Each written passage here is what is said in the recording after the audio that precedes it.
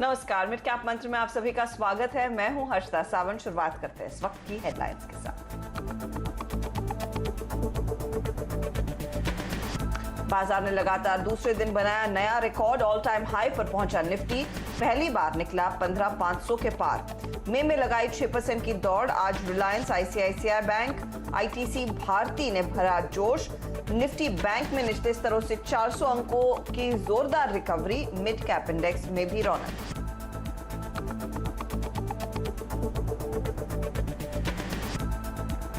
और सीएनबीसी आवास पर जारी है नए शिखर का जश्न। आज पार्टी में शामिल हुए हीलियस कैपिटल के समीर अरोरा। कहा बाजार में आगे जारी रहेगी तेजी। चुनिंदा निजी बैंकों के साथ एसबीआई कॉनकॉर में निवेश को बताया फायदेमंद।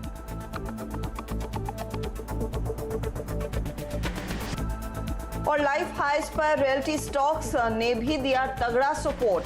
निफ्टी रियल्टी इंडेक्स में सबसे ज्यादा 1% की तेजी। इस महीने में करीब 9% उछला। Phoenix Mills, Indiabulls Real जैसे स्टॉक्स ने दिखाई 2 से 4% की बढ़त।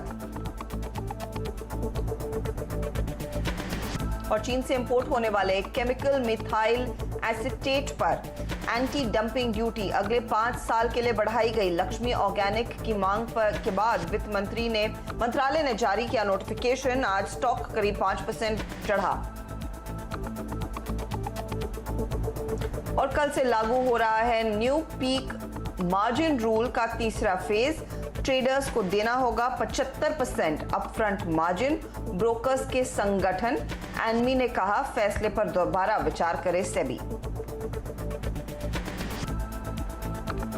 और कोविड के नए केसेस में कमी के साथ रिकवरी की रफ्तार हुई तेज। कल 2,37,000 मरीज हुए ठीक, जबकि 1,53,000 नए कोविड पॉजिटिव मिले।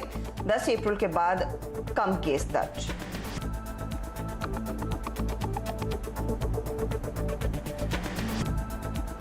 और आज मार्केट के एक्शन पर हमारी नजरें तो रहेंगी। गाबा साहब से पूछेंगे लाइफ हाइज पर कौन से ट्रेड्स पर फोकस किया जाए।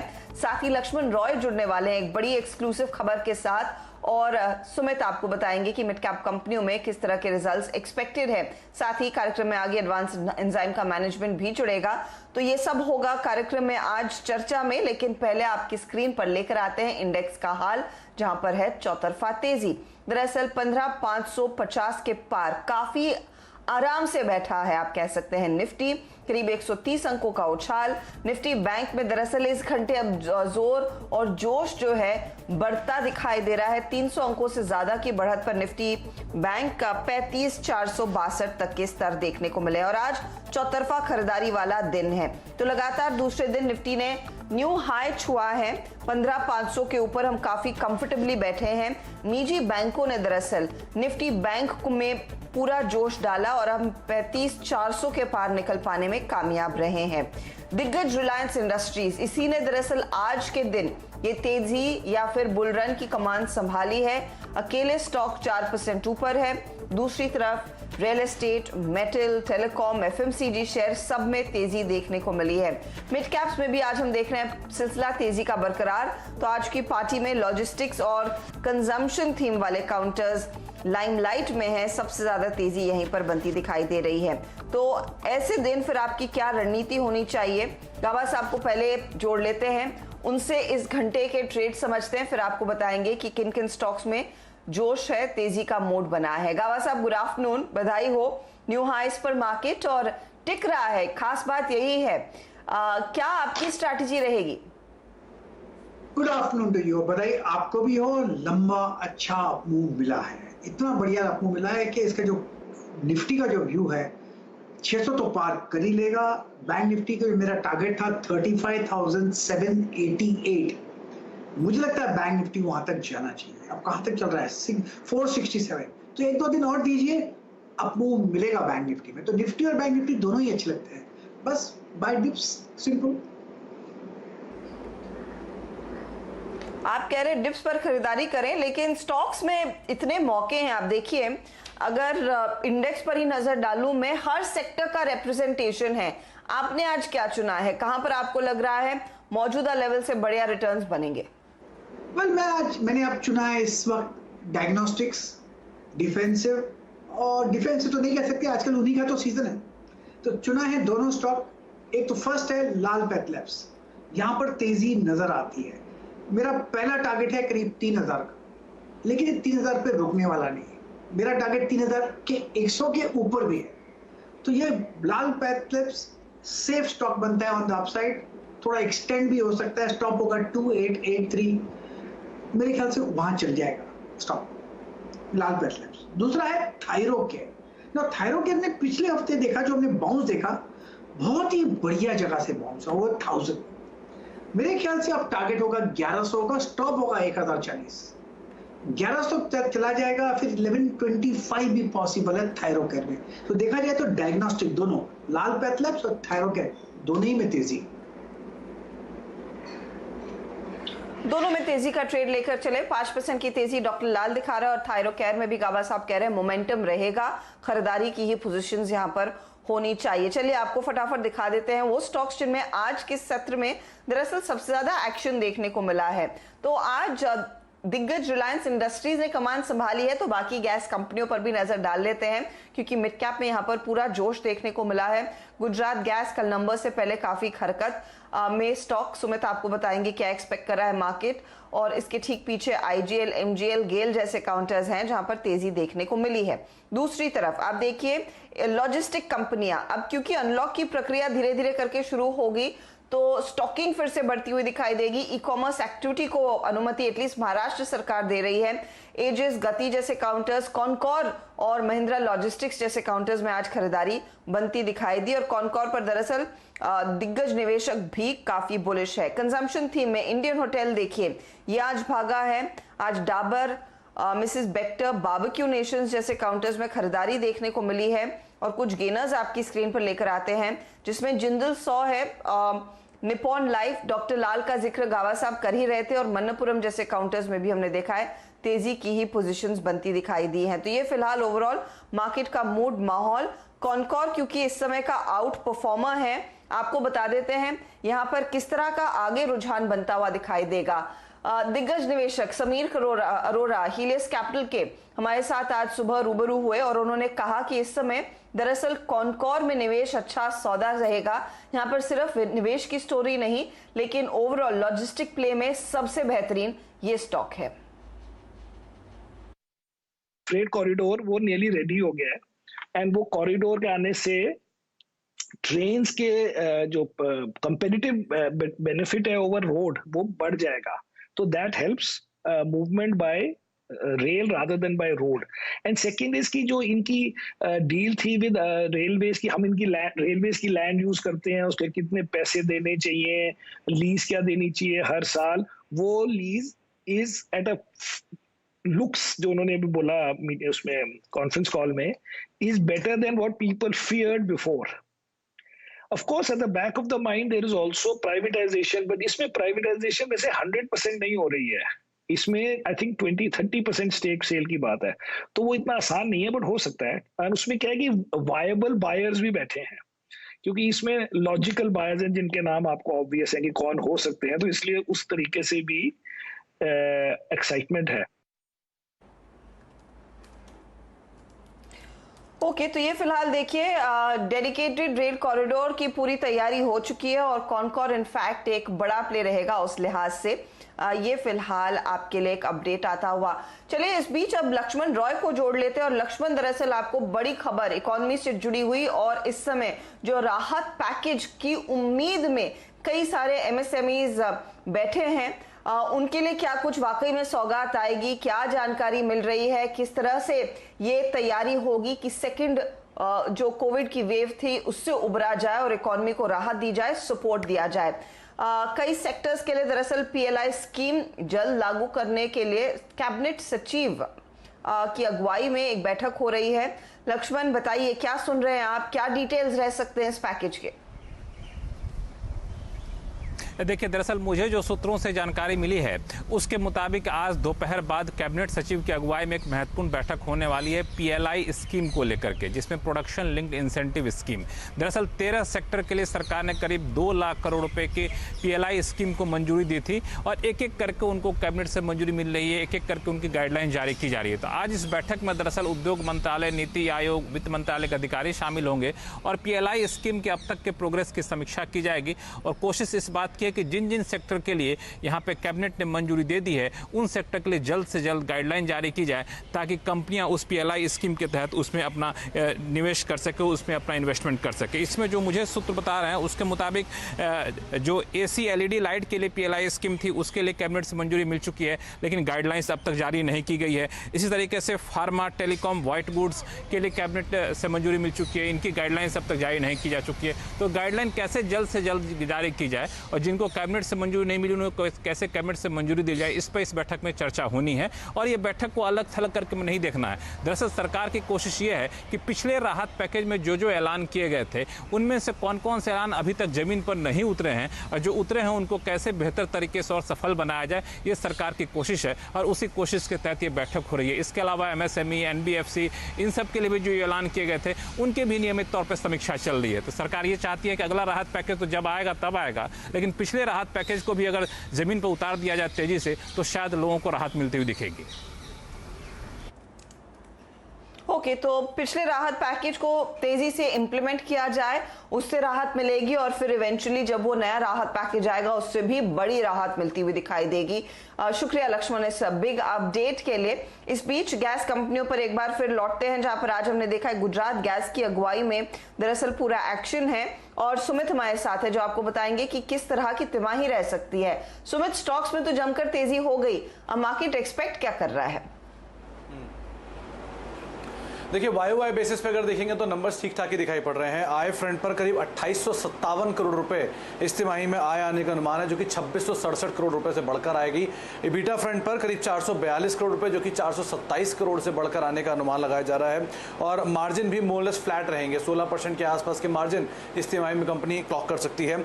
वॉल्यूम फ्रंट पर मार्केट ये एक्सपेक्ट कर रहा है दो तरीके से कि एक तरफ शायद डिप आए सीक्वेंशियल बेसिस पे बहुत बड़ा, लेकिन वाई बेसिस पे फ्लैट रहे। लेकिन दूसरी तरफ कुछ एनालिस्ट ये भी मानते हैं कि 9 MMSCMD के ऊपर ये कामकाज करता हुआ दिखाई पड़ रहा है, जो कि अपने आप में एक सेटिस्फैक्ट्री लेवल है। तो शायद बेहतर साइड पे वॉल्यूम सीक्वेंशियल बेसिस पे देखने को भी मिले, तो इसलिए दोनों तरफ मामला बटा हुआ है। लेकिन हाँ, एक दो चीज़ें क्रूशियल हैं। एक, जो मोरबी कस्टमर्स हैं उनको डिस्काउंट दिया गया था, जिसकी वजह से कंपनी के मार्जिन उतने ज़्यादा इंटैक्ट होकर नहीं आएंगे, थोड़ा इंपैक्ट उसके ऊपर आता हुआ दिखाई पड़ेगा। थोड़ा जो बेनिफिट है स्पॉट प्राइस की गिरावट का, वो पूरा इस क्वार्टर में नहीं आएगा, कुछ Q1 के अंदर भी आता हुआ दिखाई पड़ेगा। और साथ साथ नॉन मोरबी क्लाइंट्स जो हैं इनके, वहाँ पर एक किस तरह से कंपनी आउटलुक दे रही है, CNG पाइपलाइंस को लेकर नए किस तरह की आउटलुक दे रही है और डिमांड वाला पार्ट किस तरह का है, ये दो तीन चीज़ें जिनको ब्रोकर्स क्रूशली वॉच कर रहे हैं। लेकिन हाँ, नंबर से पहले तेजी है, तो अब क्रूशली नजर रखनी होगी किस तरह के नंबर्स कंपनी पोस्ट करती है कल के लिए। शुक्रिया इस अपडेट के लिए। और स्टॉक देखिए 3.5% ऊपर। गाबा साहब, वेरी क्विकली, गुजरात गैस इस तेजी में क्या आप पार्टिसिपेट करेंगे? 3.5% का उछाल है स्टॉक में। गुजरात गैस में मुझे तेजी तो नजर आ रही थी, सुबह मैंने देख रहा था मैं उसे, और लगता है कि यस, अब मूव ऑन है, बहुत बढ़िया बेस बना हुआ और बेस बना है 510-15 के आसपास, ले लेना चाहिए। टारगेट पहला रहेगा 540 का, उसके बाद 550 का रहेगा। जो करेक्शन आया है पिछले हफ्ते से, हम देख रहे हैं 8-10 हफ्तों से, उससे लगता है कि आपको मिलना चाहिए, अच्छा बेस बना है गुजरात गैस। तो तेजी का कैंडिडेट ये है गुजरात गैस। और इस बीच औरो फार्मा के दरअसल नतीजे आ रहे हैं, वो आपकी स्क्रीन पर लेकर आते हैं शेयर। आज वैसे दिग्गज कंपनियों में के नंबर्स नहीं है, ये मिड कैप कंपनियों के ही नतीजे हैं। अनुमान 854 करोड़ के मुनाफे का था, 801 करोड़ का मुनाफा दरअसल कंपनी ने पोस्ट किया है, तो उम्मीद पर पूरी तरह से खरा नहीं उतरा है प्रॉफिट का आंकड़ा। यही फिलहाल नंबर है मेरे ख्याल में। कुछ और डिटेल्स हैं तो डायरेक्टर साहब प्लीज प्रॉम्प्ट कीजिएगा। मुझे लगता है फिलहाल प्रॉफिट का ही फिगर आया है। स्टॉक है दरअसल इस समय पूरी तरह से फ्लैट। आय में 6000 करोड़ का यहाँ पर आंकड़ा है, 6400 करोड़ का अनुमान था। तो ये दो फिगर्स आगे 6001 करोड़ का रेवेन्यू, 6400 करोड़ के रेवेन्यू का अनुमान था। स्टॉक ऊपर आया लेकिन फिर से वो तेजी से फिसलने लगा है, तो हल्का सा मिस है आप कह सकते हैं ये क्वार्टर कंपनी के लिए। कुछ और डिटेल्स लेकर आएंगे, ऑपरेशनली कैसी तिमाही रही है उस पर भी राय लेकर आएंगे आपके लिए, लेकिन फिलहाल लेंगे एक छोटा ब्रेक। आप बने रहिए सीएनबीसी आवाज के साथ।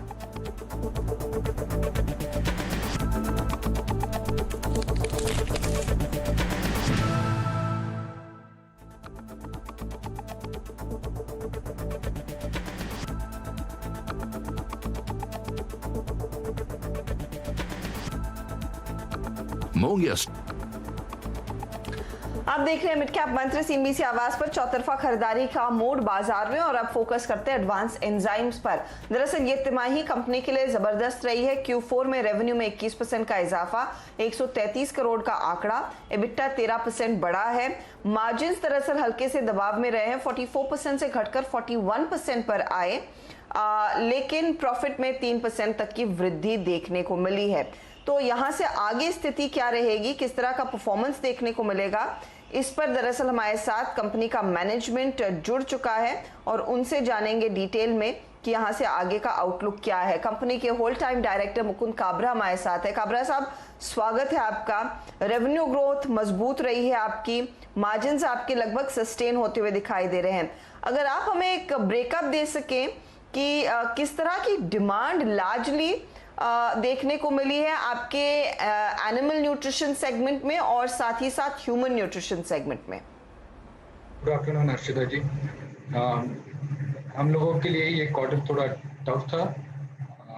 हम लोगों का न्यूट्रास्यूटिकल एरिया अच्छे से बढ़ा है। पिछले साल अगर आप रेवेन्यू देखोगे तो इंडिया डोमेस्टिक जो रेवेन्यू है वो 42% से 46% हुआ है, लेकिन एक्सपोर्ट रेवेन्यू घट के 58% से 54% पे आया है। आगे देखते हुए ऐसा लगता है कि ह्यूमन न्यूट्रास्यूटिकल जो हमारा सेगमेंट है उसमें फिर भी ग्रोथ रहेगा।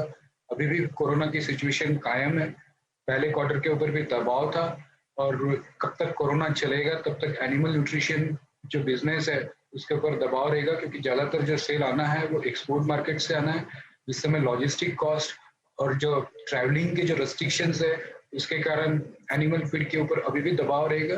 लेकिन हमें लगता है कि न्यूट्रास्यूटिकल जो एरिया है जिसके अंदर हम उसको सब डिवाइड करते हैं, प्रोबायोटिक्स और biocatalyst and also like nutraceutical, ये तीनों जो सेगमेंट है उसमें काफ़ी अच्छी ग्रोथ हुई है। बायोकैटलिस्ट वाला जो एरिया है उसके अंदर हमारा लाइक 78% का ग्रोथ था। आने वाले समय में भी हम देखते हैं कि उसमें ग्रोथ अच्छा रहेगा।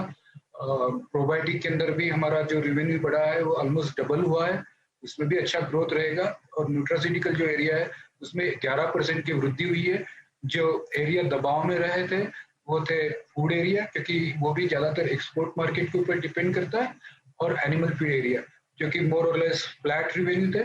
आने वाले साल भी हम यही एक्सपेक्ट करते हैं कि हमारा रेवेन्यू पॉजिटिव रहेगा और ज़्यादातर कॉन्ट्रीब्यूशन न्यूट्रास्यूटिकल एरिया से ही होगा, क्योंकि हम लोग अभी भी देख रहे हैं कि कोविड सिचुएशन अभी भी नॉर्मल नहीं हुई है।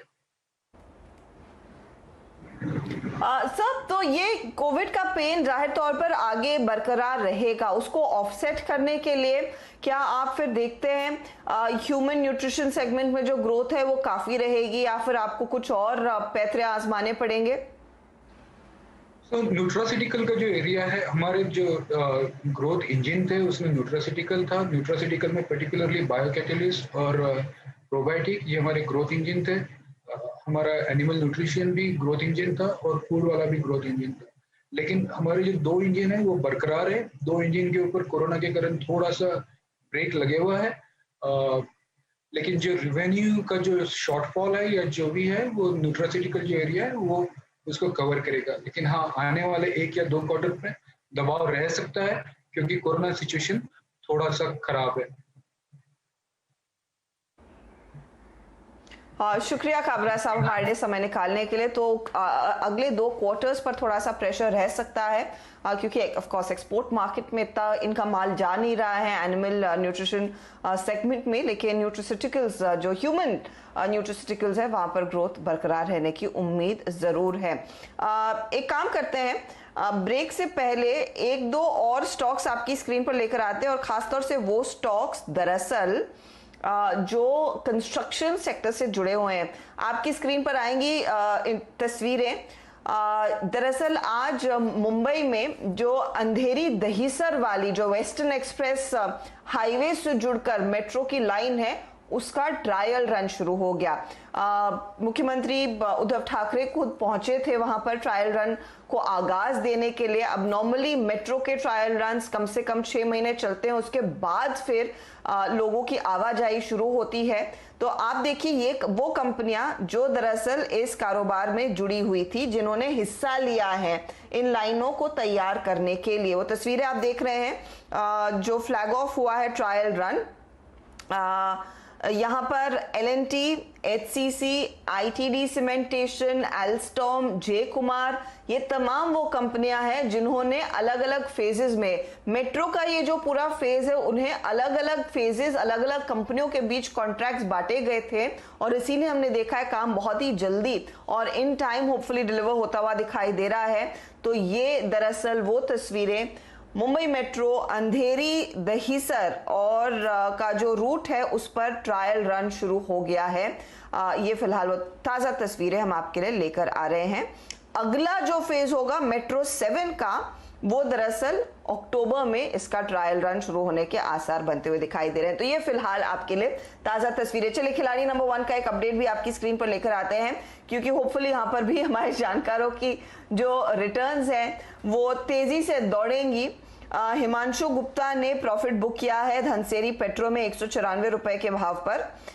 इन्होंने TRF से भी एग्जिट ले लिया 118 के लेवल पर। इनका टारगेट वैसे 145 का था। नया ट्रेड इन्होंने गुजरात सिद्धि सीमेंट के तौर पर सामने रखा है।